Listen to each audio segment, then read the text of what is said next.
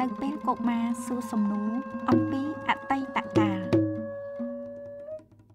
ចាយាយខ្ញុំឆ្ងល់ណែពួកអាពួតនឹងមុខវាអ្មេចរូបរាងវាដូរតែយើងចឹងដែរចៅប៉ុន្តែទាស់ទៅវាធ្វើមិនដែរការរកវាខុសពីប្រជាជនយើងណាបាទវាខុសគ្នា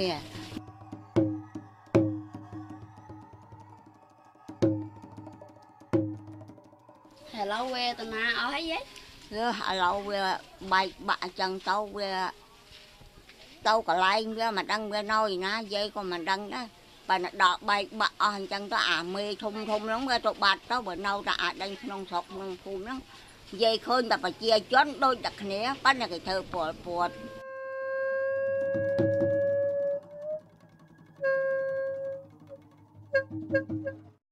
ចាំឆ្ងល់អ្មេចបានគេណែសម្លាប់អាពួតសម្លាប់ពួកខ្មែរយើងទេមិនដឹងគេអាម៉េចនិយាយក៏មិនដឹងដែរប៉ុន្តែគេធ្វើអញ្ចឹងគេធ្វើឲ្យត្រូវច្បាប់គេគេដាក់មកថាឲ្យចម្លាប់អញ្ចឹងហើយពួកវេហ្នឹងមកពីណាមកមិនដឹងមកពីណាទេយាយក៏មិនដឹងដែរមេគេនោះប៉ុន្តែយាយមើលឃើញតែអាចដេញកូនចៅអស់ហ្នឹងនៅក្នុងស្រុកក្នុងភូមិហ្នឹងទៅវាធ្វើបាបយើងហើយតែអាមេវាយាយមិនដឹងទេចៅ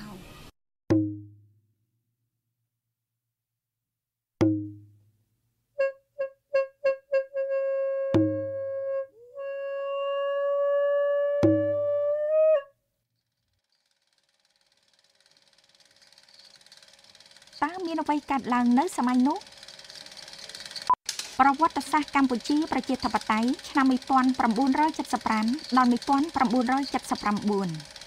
ខ្មែរក្រហមគឺជាឈ្មោះដែលសម្ដេចព្រះនរោត្តមសីហនុ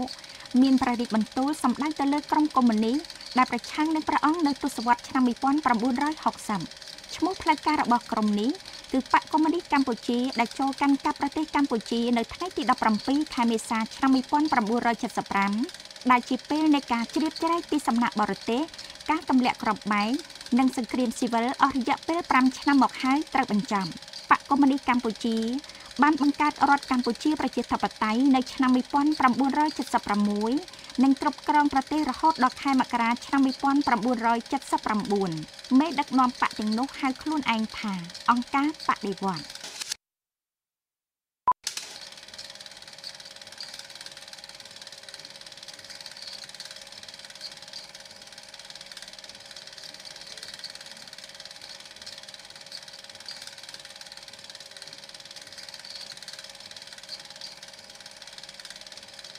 ពី3ថ្ងៃបន្ទាប់ពីការឡើងកាន់កាប់អំណាចនៅឆ្នាំ1975ខ្មែរក្រហមបានបង្ខំប្រជាជននៅទីក្រុងភ្នំពេញទាំងអស់ប្រហែល2លាននាក់និងទីប្រជុំជនផ្សេងទៀតឲ្យចេញទៅតំបន់ជនបទដើម្បីធ្វើការងារស្រែចម្ការបកកុម្មុយនីសកម្ពុជាបានអនុវត្តទម្រង់ជ្រុលហួសហេតុនៃលទ្ធិកុម្មុយនីសនិយមអាស្រ័យកសិកម្មប្រជាជនកម្ពុជាទាំងអស់ត្រូវគេបង្ខំឲ្យធ្វើការនៅតាមសហករណ៍និងស្លៀកសម្លៀកបំពាក់ពណ៌ខ្មៅ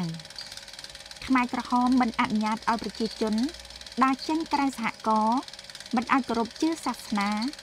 ឬចូលរួមក្នុងសកម្មភាពជាប្រពៃណីរបស់ខ្មែរគ្រួសារត្រូវគេបំបែកចេញពីគ្នា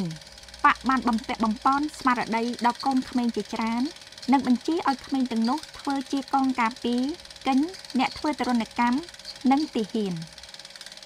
ក្នុងអំឡុងសង្គ្រាមស៊ីវិលនៅកម្ពុជានៅចន្លោះឆ្នាំ1970ដល់1990មានក្របមីនរាប់លានគ្រាប់ត្រូវបានគេបង្កប់ពីពេញប្រទេសដែលនាំឲ្យប្រជាពលរដ្ឋខ្មែររាប់ពាន់នាក់បានស្លាប់របួសនិងពិការសាឡុតសឬប៉ុលពតគឺជាមេដឹកនាំកម្ពុជារបស់ខ្មែរក្រហមក្រោមការដឹកនាំរបស់ប៉ុលពតមានបញ្ញវន្តអ្នករស់នៅទីក្រុងជនជាតិភាគតិចអតីតរដ្ឋាភិបាលចាស់និងសមាជិកខ្មែរក្រហមច្រើនរាប់មិនអស់ត្រូវបានចោទថាជាខ្មាំងក្បត់អង្គការនិងត្រូវបានកាប់សម្លាប់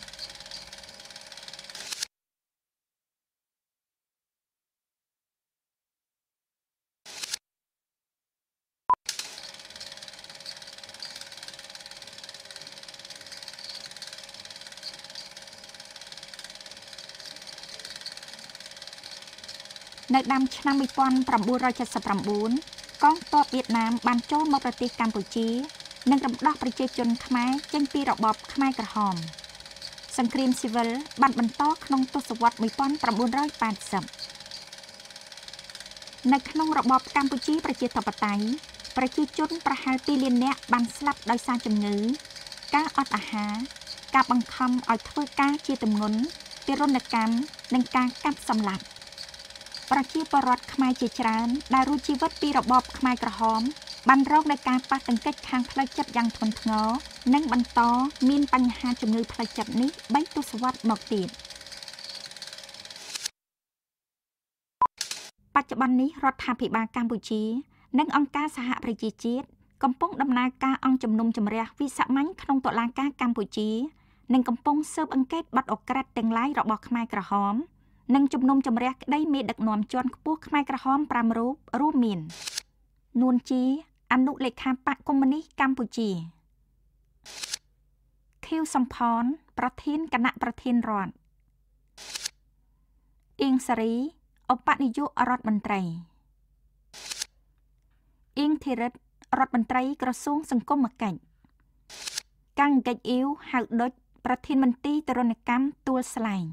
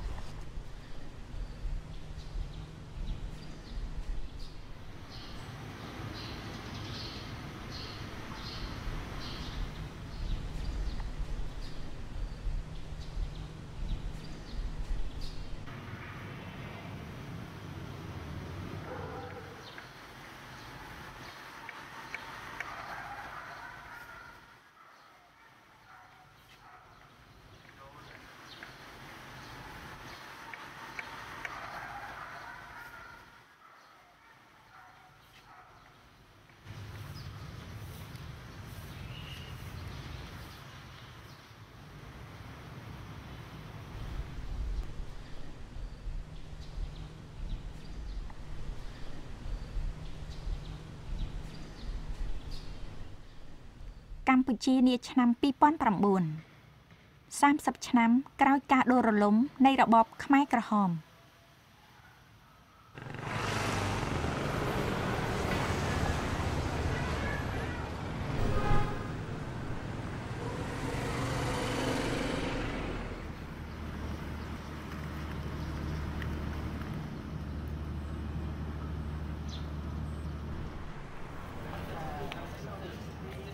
ខ្ញុំឈ្មោះនូវ៉ាខ្ញុំមានអាយុ30ឆ្នាំកាលពី30ឆ្នាំមុនគ្រួសាររបស់ខ្ញុំបានរស់រានមានជីវិតពីរបប3ឆ្នាំ8ខែ20ថ្ងៃប្រជាជនប្រហែលជាជាង1លាននាក់បានស្លាប់ក្នុងរបបនោះនៅថ្ងៃនេះខ្ញុំកំពុងអង្គុយនៅទីនេះ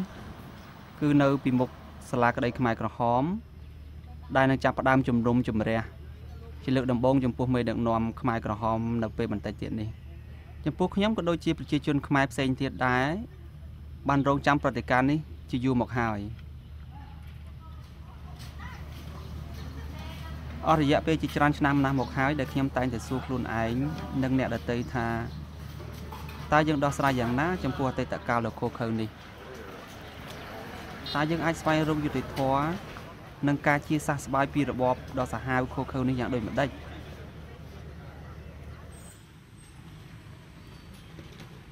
ខ្ញុំបានធ្វើដំណើរជុំវិញប្រទេសកម្ពុជាសម្រាប់ការងាររបស់ខ្ញុំហើយបានជួបជនរងគ្រោះពីរបបខ្មែរក្រហមជាច្រើនខ្ញុំបានផលិតខ្សែភាពយន្តមួយចំនួនជាមួយជនរងគ្រោះផងនិងជាមួយអ្នកប្រព្រឹត្តក្នុងរបបនោះផងដែរនៅពេលដែលខ្ញុំធ្វើរបៀបនេះខ្ញុំដឹងថាការរំលឹកឡើងវិញនៅរបបខ្មែរក្រហមគឺជារឿងដែលគួរឲ្យឈឺចាប់ប៉ុន្តែវាគឺជាជំហានមួយដ៏សំខាន់យើងអាចជួយខ្លួនយើងព្យាបាលរបួសនេះបានប្រសិនបើយើងប្រឈមមុខជាមួយអតីតកាលនោះដោយក្តីក្លាហាន ហើយពិភាក្សាអំពីបទពិសោធន៍របស់យើងខ្ញុំជឿថាការធ្វើបែបនេះយើងនឹងអាចធ្វើការងារឆ្ពោះទៅរកអនាគតដ៏ប្រសើរមួយបានលោកអ្នកដឹងទេខ្ញុំបានជួបប្រទេសស្លាកស្នាមនៃអំពើយងខ្នងរបស់អតីតកាលជាច្រើនកន្លែងនៅពេលដែលខ្ញុំធ្វើដំណើរជុំវិញប្រទេសកម្ពុជាក្រៅពីសារមន្ទីរទួលស្លែងដ៏ល្បីល្បាញនៅក្នុងរាជធានីភ្នំពេញវានៅមានវត្តអារាមនិងសាលារៀនរាប់រយទៀតពាសពេញប្រទេសដែលពួកខ្មែរក្រហមបានប្រែក្លាយទៅជាមន្ទីរឃុំឃាំង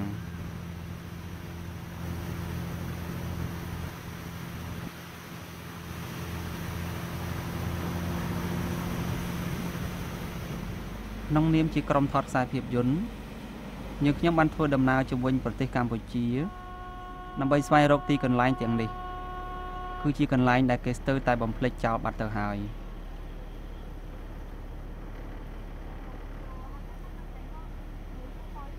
នៅក្នុងភូមិដ៏ស្ងប់ស្ងាត់មួយនៅតាមផ្លូវពីភ្នំពេញទៅកាន់ខេត្តសៀមរាប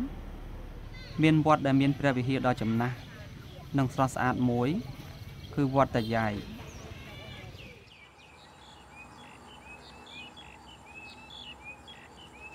លោកអ្នកអាចនៅតែមើលឃើញស្លាកស្នាមនៃរបបខ្មែរក្រហម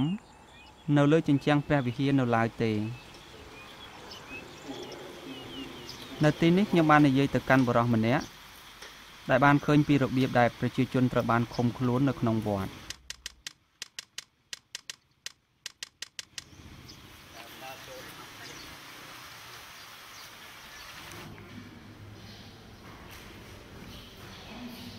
ហើយគាត់ចាប់ចងចឹង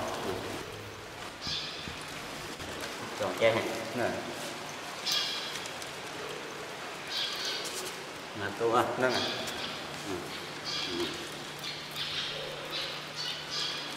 តែដូចបងអត់ទេយកចងនោះសម្លាប់ដល់ចូលចងចេះអូចងជាប់ទៅក្រោយទៀតហ្មងចងជាប់ក្រោយណាជួនកាលវានៅ1ឬជា2ទៅ3ក្នុងមួយតនេះបាទ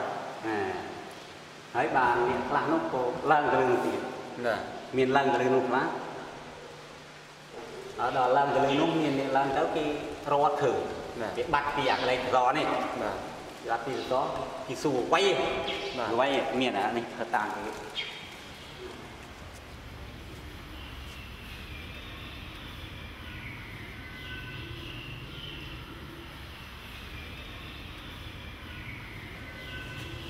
គាត់ស្អីនេះបាទគេវាយស៊ូចម្លើយបាទ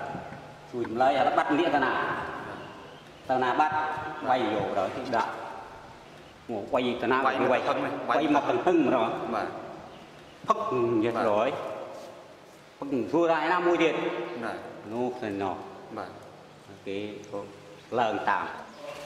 គេព្រឹកឡើងគេចងនៅនេះឯងណាអញ្ចឹងអូនគេចងនៅនេះឯងតែយប់ឡើងគេបញ្ចេញទៅវាយចេញទៅវាយតាមនេះតាមយកទៅណា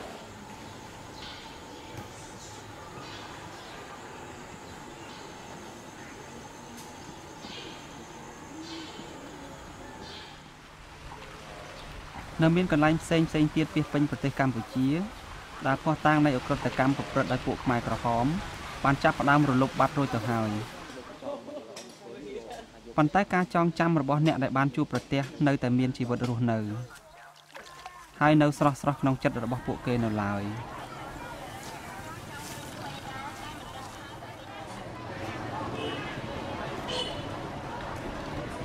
នៅខេត្តក្រចេះខ្ញុំបានស្គាល់បរិសម្នាក់គាត់គឺជាទីប្រឹក្សាពលរដ្ឋ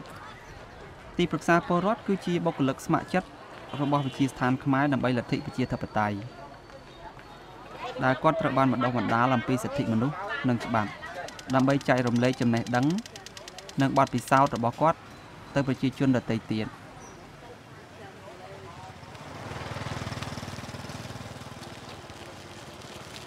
លោកអ៊ុយសុនឡាយគឺជាឧទាហរណ៍ដ៏លេចធ្លោមួយដែលបានប្រាប់យើងពីរបៀបដែលត្រូវប្រឈមមុខនឹងអតីតកាលនិងស្វែងរកការពិត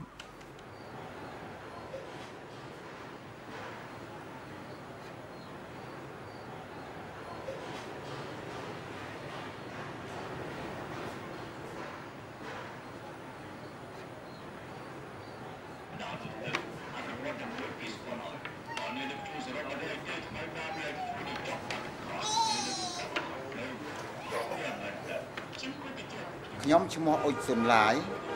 ជាតិខ្មែរកើតនៅថ្ងៃខែ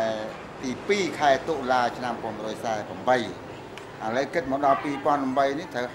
60ឆ្នាំគាត់បាទ2តុលា1948នៅភូមិក្រគរឃុំក្រគរស្រុកក្រចេះខេត្តក្រចេះ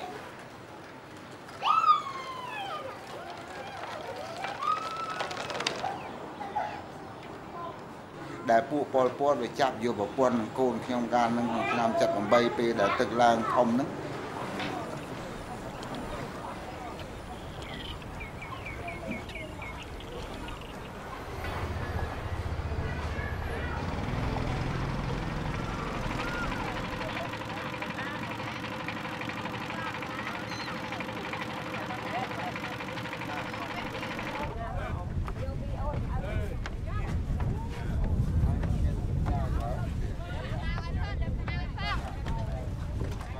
ខ្ញុំចង់នាំឲ្យទៅដល់ឃើញកន្លែងដែលជា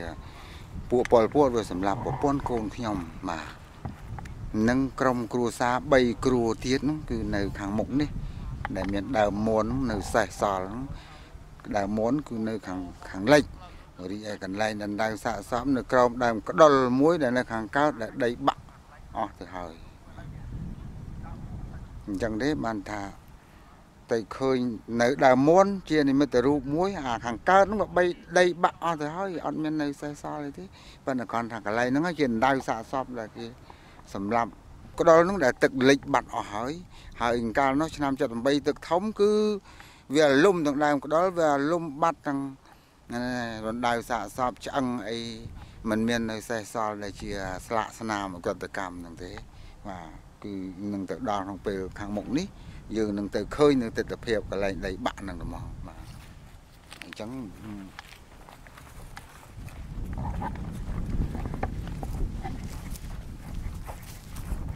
កន្លែងនេះគឺក្បាលកោះត្រង់ហើយក្បាលកោះត្រង់ស្ថិតនៅក្នុងឃុំកោះត្រង់ស្រុកក្រចេះខេត្តក្រចេះហើយខាងកើតគឺតែមានទន្លេមេគង្គខាងលិចក៏មានទន្លេមេគង្គដែរកន្លែងគឺចំមុំក្បាលកោះត្រង់បាក់ទៅដល់នោះខ្ទង់ប្រហែល100ម៉ែត្រហើយបាទប្រហែលឆ្នាំកន្លងមកនេះគឺថាពេលដែលទឹកឡើងទឹកលិចនឹងទឹកចូលជន់ហ្នឹងគឺចេះតែបាក់ដីបន្តព្រោះមួយឆ្នាំបាក់ឡើង2ដងអាពេលទឹកឡើងអាលោកទៅហ្នឹងបាក់ទៅម្ដងអាពេលទឹកស្រកទៅវិញហ្នឹងក៏បាក់ម្ដងទៀតតែម្ដងទៀតបាទអញ្ចឹងក៏អត់មានណែស្លាកស្នាមឬក៏រណ្ដៅសាកសពអីដែលយើងអាចនឹងមើលឃើញទុកដល់ថ្ងៃនេះបានសោះបាទចំណុចហ្នឹងហើយដែលសបញ្ជាក់ថាពួកពលពតជាពួកដែលបនបល័យពូសាសហ្នឹងត្រូវតែយកពួកហ្នឹងដើម្បីទៅកាត់ទោសនៅតុលាការបាទ ECCC យើងនេះបាទដើម្បីបកឲ្យឃើញថាពួកមេដឹកនាំជាន់ខ្ពស់និងថ្នាក់ដឹកនាំកម្ពុជាដែលជាអ្នកទទួលខុសត្រូវនេះហើយដែលបញ្ជានៅលើកម្ពុជាប្រជាធិបតេយ្យហ្នឹងហើយបច្ចុប្បន្នប្រជាជនយើងដែលមានតុលាការហើយថាអង្គជំនុំជម្រះវិសាមញ្ញនៅក្នុងតុលាការកម្ពុជានេះបង្កើតឡើងយើងមានដាក់ជំនឿជឿជាក់ថាតុលាការនឹងពិតជានឹងអាចរកយុត្តិធម៌ឲ្យប្រជាជនកម្ពុជាដែលបានស្លាប់បាត់បង់ជីវិតក្រោមរបបកម្ពុជាប្រជាធិបតេយ្យចំនួននោះមក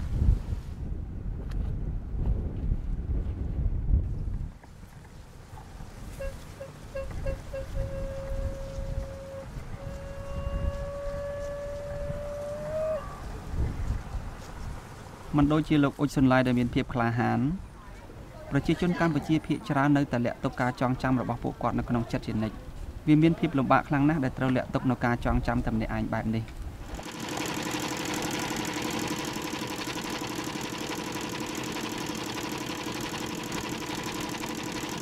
ក្នុងដំណាក់កាលកាត់ទោសខ្មែរក្រហម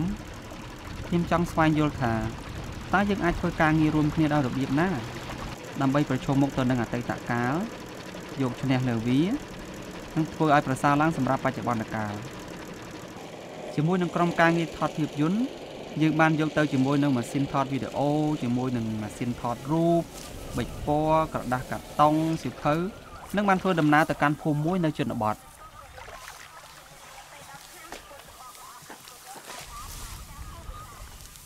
ភូមិមួយដែលដូចជាភូមិនានា មានទីតាំងតាមផ្លូវខ្វែងដ៏ហោចទលោមពីរនៅចន្លោះភ្នំនិងវាលស្រែដែលមានវត្តអារាមដ៏ស្រស់ស្អាតមួយដែលធ្លាប់ត្រូវបានគេយកទៅធ្វើជាមន្ទីរឃុំឃាំងនៅរបបខ្មែរក្រហមភូមិបែបនេះគេអាចរកឃើញបាននៅគ្រប់ទីកន្លែងនៅក្នុងប្រទេសកម្ពុជាប៉ុន្តែភូមិមួយនេះស្ថិតនៅក្នុងស្រុកគិរីវង្សនៃខេត្តតាកែវឈ្មោះថាភូមិថ្នល់លោក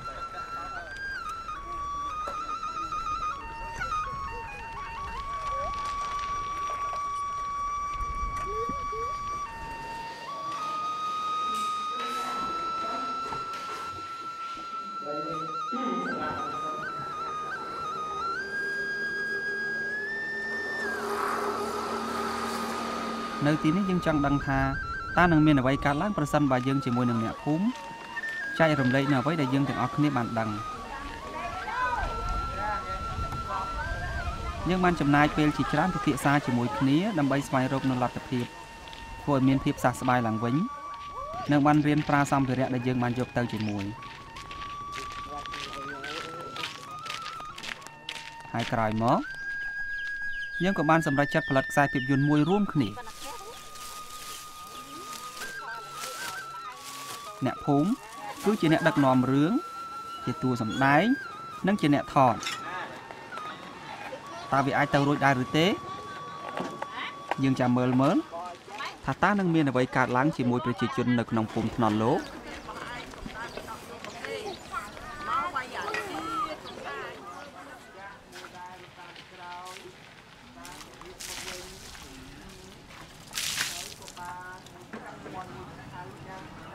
សូមកាន់កាមេរ៉ានៅក្នុងដៃរបស់អ្នក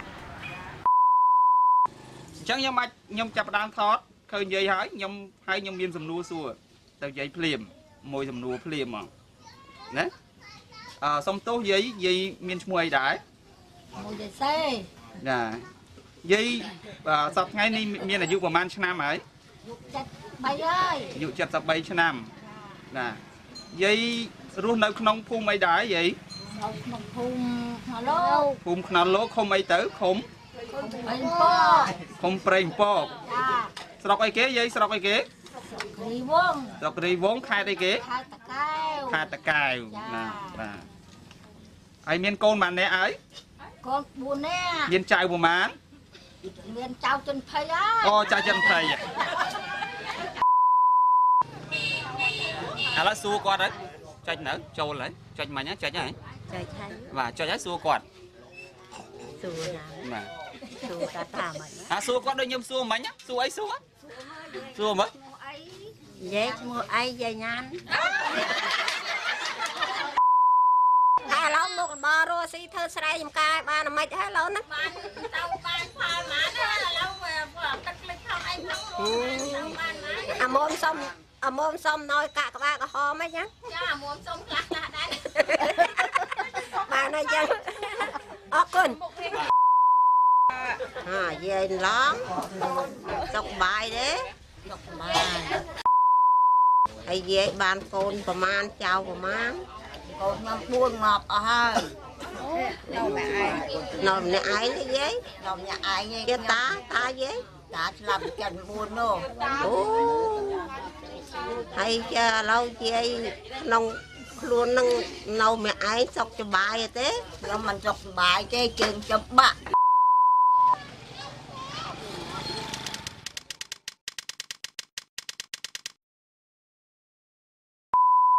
ហើយទៅរៀងទៀងទាត់ពេលវេលាគ្រូប្រាប់